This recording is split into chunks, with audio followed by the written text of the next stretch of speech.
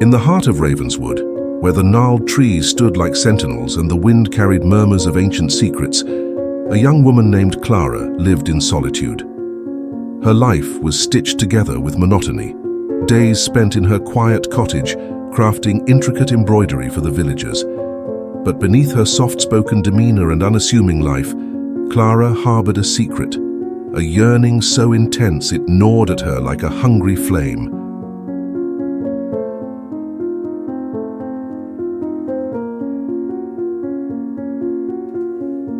Clara's heart belonged to Adrian, a man whose charm seemed almost otherworldly.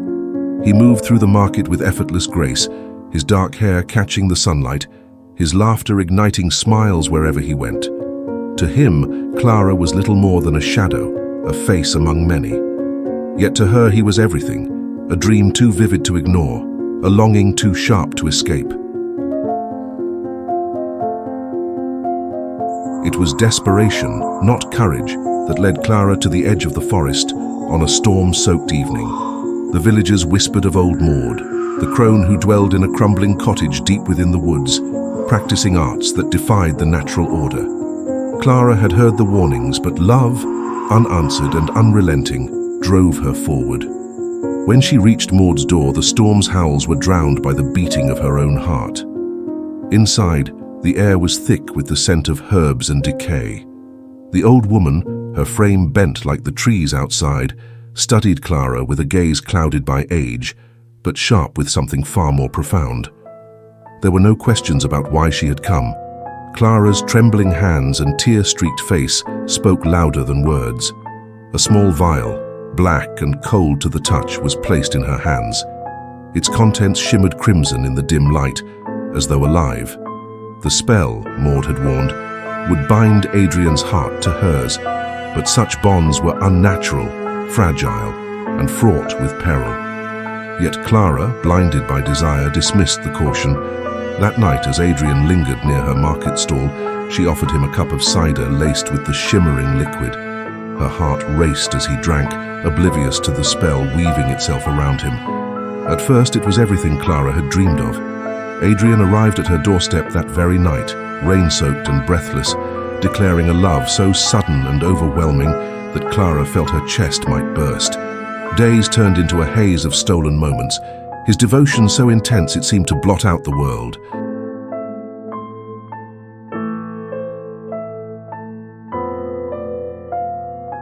But as the days wore on, Adrian's affection grew darker, his gaze more piercing, his presence suffocating. His love became an obsession. He was always there, watching her, his jealousy smoldering like a fire about to rage. Clara's once gentle Adrian transformed into something unrecognizable. His appearance grew pallid, his eyes hollow, and at night his whispers, low, guttural and chilling, crept into her dreams like tendrils of smoke. She would wake to find him standing silently in the darkness, his face cast in shadows that seemed alive. By the time Clara understood the weight of her mistake, it was too late to undo it alone. The spell had festered, warping not just Adrian's soul, but the very fabric of his existence.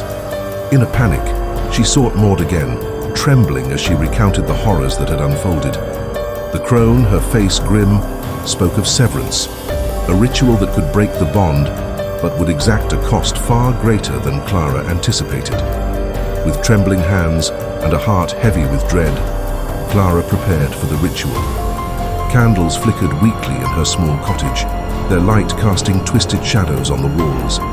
As she uttered the incantation, Adrian arrived, his face a mask of rage and despair. The spell tore at him, a force unseen but felt as he writhed and screamed. His shadow stretched and twisted, clawing at the walls as though alive, until finally, with a shattering cry, Adrian's body crumpled to the floor. For a moment, there was silence, a stillness so profound it pressed against Clara's chest like a weight. Then she saw it. Adrian's shadow lingered, detached from his lifeless form, its shape warped, its eyes glowing faintly in the dim light. It moved of its own accord, shifting unnaturally, its edges frayed like a nightmare refusing to fade. Clara had broken the bond, but something far darker had taken its place. Adrian's shadow became her constant companion, a silent, stalking presence that filled her nights with whispers and her days with dread. No matter how far she ran or how fervently she prayed, the shadow followed, a reminder of the love she had forced and the horror she had unleashed. Now Clara lives alone, her laughter silenced, her dreams hollow. Her once vivid yearning has turned to ash, replaced by the weight of a shadow that will never leave her side. She learned too late that love, when twisted by desperation, can birth nightmares that haunt the soul forever.